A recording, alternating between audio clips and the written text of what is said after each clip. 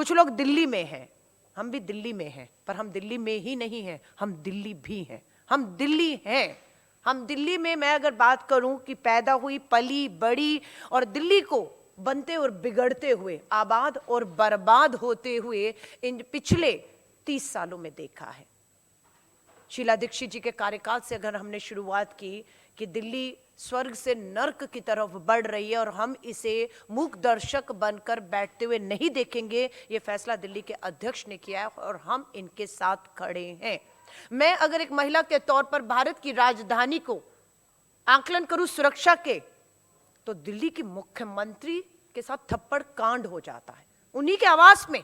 ये कोई छोटी घटना थी कि भारत की राजधानी दिल्ली की महिला मुख्यमंत्री, पुलिस प्रशासन, सरकार, सुरक्षा, गृह मंत्री अमित शाह जी, थप्पड़ कांड हो जाता है। हिम्मत, आप सोच सकते हैं। और उसके बाद आप बाहर निकलिए, आज अभी 4 घंटे पहले की खबर है, 65 साल की महिला, उम्र क्या है, 65 साल की महिला, बलात्कार की कोशिश की उसके साथ। राजधानी दिल्ली है, 4 घंटे पहले अमित शाह जी, रेखा जी 65 साल की महिला के साथ जबरदस्ती की गई और उसको, उसकी मौत, उसकी हत्या कर दी गई। झाड़ियों में लाश मिल रही है उसकी। यहां पर क्या बोलना चाहेंगे, हम इनसे पूछना चाहते हैं। और ये मामला आदर्श नगर का है, भारत की राजधानी दिल्ली का ही है। महिला का पीछा किया जा रहा है, महिला असुरक्षित है, महिला को हमला किया गया, उसकी हत्या कर दी गई। कोई सीसीटीवी कैमरा देखने वाला नहीं, कोई तुरंत घटना पे आकर उसे बचाने वाला नहीं है। वहां लाइट का अभाव था कि अंधेरे का फायदा उठा के सीसीटीवी कैमरा ना होने की वजह से एक अपराधी, और ये अपराधी ने पहली बार अपराध नहीं किया। पुलिस ने जो जांच में पाया, पकड़ा तो पता लगा ये गुजरात के भरूच में नाबालिग बेटियों के अपराध में पहले ही दोषी है। थप्पड़ कांड में मुख्यमंत्री के ऊपर हमला करने वाला भी गुजरात से दिल्ली का सफर करता है और यहां वाला भी भरूच से नाबालिग बेटियों के अपराध में दोषी है, यहां आकर इतना बड़ा कांड कर लेता है।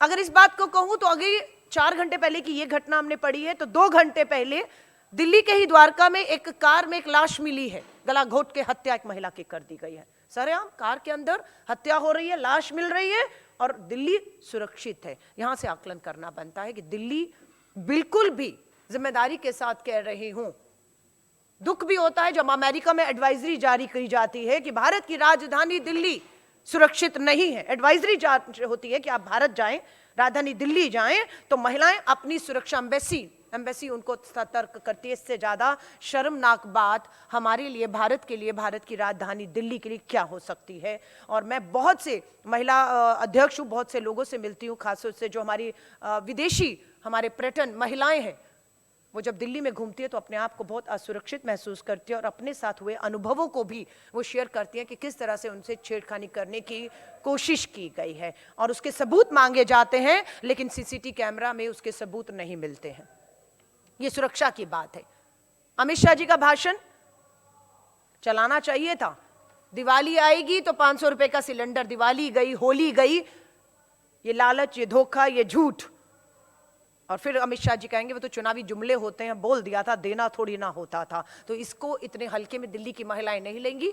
दिल्ली की महिलाएं सड़कों पर उतरी हुई हैं और मजबूती से उतरेंगी। और अमित शाह जी अब किसी और का नहीं, दिल्ली की मुख्यमंत्री और गृह मंत्री आपके किए गए वायदों का ही घेराव करेंगी कि कहाँ है वो 2500 रुपया जो आपने वायदा किया था, कहाँ है। 8 मार्च प्रधानमंत्री नरेंद्र मोदी जी ने कहा था, 8 मार्च अंतर्राष्ट्रीय महिला दिवस वाले दिन 2500 रुपया आएगा। आप इतनी आसानी से धोखा देकर बचकर निकल नहीं सकते हैं। दिल्ली अपराध की राजधानी है। हवाओं की बात करें तो चीफ जस्टिस ऑफ इंडिया 1 घंटे घूमने के लिए निकलते हैं और बयान देते हैं कि 1 घंटा वो बाहर इस जहरीली हवा में घूमे और उनकी तबीयत खराब हो गई। मुख्य न्यायाधीश, कीजिए कुछ, कीजिए कुछ। ये राजधानी दिल्ली हर बार गैस चैम्बर बनती है, हर बार लोग अदालतों की तरफ जाते हैं। एक मासूम बच्चे का वीडियो बिल्कुल दिल दहलाने वाला है कि वो दिल्ली आया और दिल्ली आने के बाद जो है वो बिल्कुल दिल्ली में बीमार पड़ जाता है और एम्स में वो बच्चा ऑपरेशन सर्जरियों से गुजर रहा है। ये बच्चे का दोषी अपराधी कोई और नहीं, दिल्ली की भाजपा सरकार, केंद्र शासित सरकार, ये है इस बच्चे की अपराधी है। कटघरे में आप भी खड़े होंगे। हवाएं अगर जहरीली हैं तो अब तो कोई बहाना नहीं है, अब तो कोई बहाना नहीं है। अब 4 टायर डबल इंजन की सरकार कहते थे, अब केंद्र में सरकार भाजपा की, एलजी भाजपा का, मुख्यमंत्री भाजपा का, एमसीडी में भाजपा, पूरी तरह से अब बहानेबाजियां नहीं होनी चाहिए। और आम आदमी पार्टी ने 10 साल कम नहीं थे, आबाद दिल्ली को बर्बाद करने का काम आम आदमी पार्टी ने किया। इसीलिए हम लोगों ने उनका साथ छोड़ा, दिल्ली के लिए साथ छोड़ा, दिल्ली के भविष्य के लिए हमने अपनी सत्ता, अपनी विधायकी छोड़ी और एक संघर्ष का रास्ता चुना कि दिल्ली संघर्ष के रास्ते से वापस हम अपने एक बेहतर जो तस्वीर है उसमें लाएंगे। यमुना का पानी के लिए छठ के तस्वीरों को किस तरीके से छठ मैया का भावनाओं पर आ जाते हैं, हकीकत पे नहीं कि यमुना सच में जहरीली दूषित हो चुकी है, लेकिन भावनाओं पर कि छठ मैया का अपमान हो गया, मां को गाली दे दी। यानी कि मुद्दे से भटकाना कोई इनसे जाने, मुद्दे बिल्कुल हाशिए पे चले जाते हैं और विवाद केंद्र पे आ जाता है। डॉक्टर के पास जाओ, कहते हवा पानी बदल दीजिए।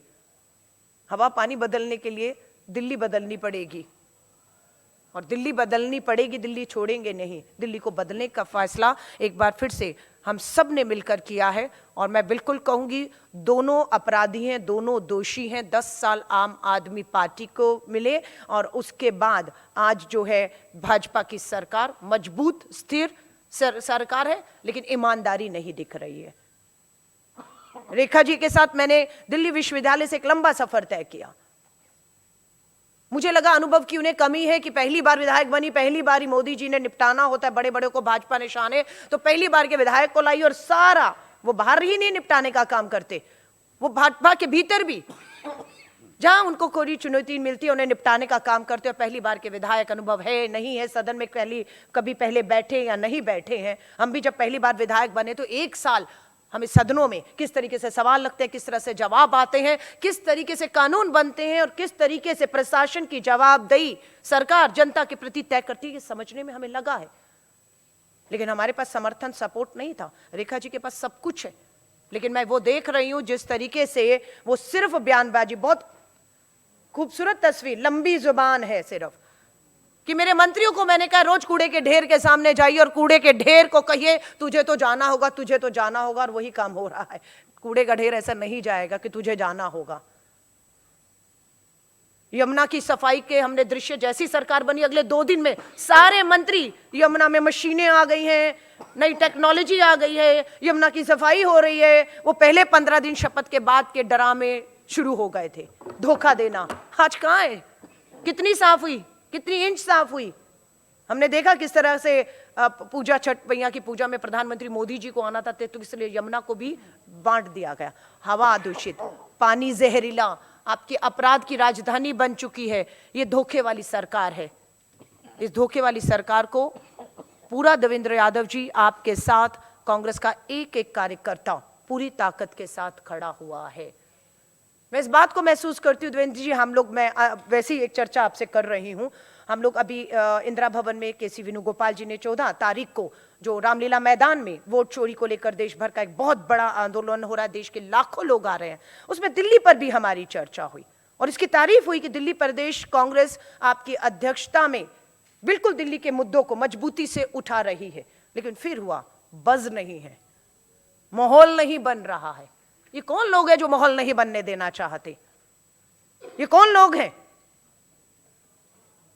छात्र, युवा गैर राजनीतिक तरीके से इंडिया गेट पे लोकतांत्रिक, संवैधानिक, अहिंसा के रास्ते पर चलते प्रोटेस्ट कर रहे थे, साफ हवा जीने के लिए मांग रहे थे। आपने उनको बर्बरता से कुचलने का प्रयास किया, उनको गिरफ्तार किया, उनको अदालत में पेश किया, उन्हें जेल में भेजा।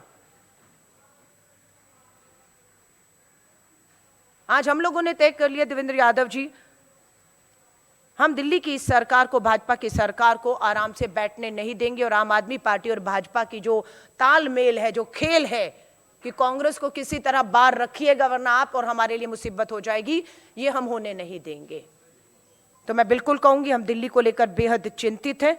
दिल्ली एक अपराध की राजधानी है, जहरीली हवाएं, पीने का पानी दूषित है और इसको लेकर मैं दिल्ली के करोड़ों की जो हमारी लोग हैं उन्हें विश्वास दिलाते हैं, विश्वास रखिएगा भारतीय राष्ट्रीय कांग्रेस और दिल्ली कांग्रेस पे हम पूरा नेतृत्व एक साथ मिलकर, हमारा एक एक कार्यकर्ता दिल्ली के लोगों को लेकर चिंतित है और दिल्ली के हालात को बदलने का हमने फैसला किया। उसके लिए हमें उसकी कोई भी कीमत चुकानी पड़ेगी, हम उसे चुकाएंगे। लेकिन दिल्ली की इस लड़ाई को हम अंतिम समय तक, जब तक वो अपने मकसद मंजिल तक, स्वच्छ हवा, स्वच्छ पानी, अपराध मुक्त, यहाँ की जो विकास की बात है, जिस तरह के फ्लाईओवर, मेट्रो की बात की, हर हिसाब से एक आदर्श दिल्ली वापस हमारी दिल्ली नहीं बनाएंगे, तब तक हम चैन से नहीं बैठेंगे। ये मेरा विश्वास दिल्ली के लोगों को है। धन्यवाद।